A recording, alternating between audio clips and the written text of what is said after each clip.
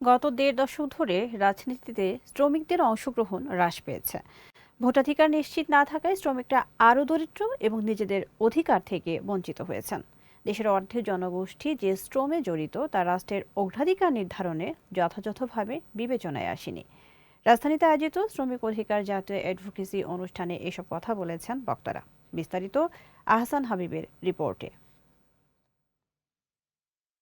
জাতীয় নির্বাচনকে সামনে রেখে শ্রমিকদের অধিকার নিশ্চিতকরণ, বৈষম্য দূর করা ও ন্যায্য মজুরি প্রদানের লক্ষ্যে শ্রমিক অধিকার জাতীয় অ্যাডভোকেসি অ্যালায়েন্সের আয়োজনে এই সেমিনারে যোগ দেন বিভিন্ন রাজনৈতিক দলের প্রতিনিধি ও শ্রমিক সংগঠনের নেতারা। বলেন, আদর্শভিত্তিক শ্রমনীতি ও সরকারকে জবাবদিহিতার আওতায় আনা গেলে শ্রমিকদের বৈষম্য দূর করা সম্ভব। সবচেয়ে বেশি নির্যাতিত নিপীড়িত হয়েছেন শ্রমজীবী মানুষ।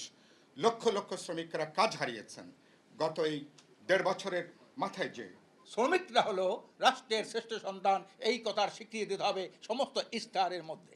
বিএনপির স্থায়ী কমিটির সদস্য নজরুল ইসলাম খান বলেন, পরিবর্তিত সময়ে দেশের দায়িত্ব যারা নেবে, শ্রমিকদের জন্য নেয়া ইশতেহারের বিষয়গুলো বাস্তবায়ন জরুরি। আমরা যে দাবিগুলিন, যে প্রসঙ্গগুলিন, যে আকাঙ্ক্ষাগুলির এই ইশতেহারে ব্যক্ত করা হয়েছে, এর কোনোটাই খুব নতুন কিছু না। বহু বছর ধরে, বহু যুগ ধরে এদেশের শ্রমজীবী মানুষ এই সব আকাঙ্ক্ষা বাস্তবায়নের জন্য দাবি করেছে, আন্দোলন করেছে, জীবন দিয়েছে, কিন্তু সবগুলি এখনো অর্জিত হয় নাই। বিএনপির স্থায়ী কমিটির আরেক সদস্য ডক্টর মঈন খান বলেন, পলিসি মেকারদের মধ্যে শ্রমিক প্রতিনিধি না থাকলে পরিবর্তন আনা সম্ভব না। রাজনৈতিক দলগুলো মোকাবেলা করলে হবে না। আমি বিশ্বাস করি, যেটা আপনারা বারবার বলেছেন, সাধারণ মানুষ, শ্রমিক জনতা,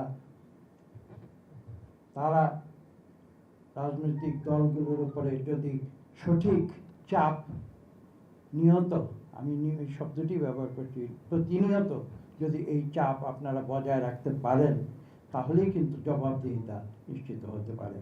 রাষ্ট্রের সম্পদ সৃষ্টিতে উদ্যোগের পাশাপাশি সঠিক পরিকল্পনা গ্রহণ করা জরুরি বলেও জানান বক্তারা। Ahsan Habib, green news, Dhaka.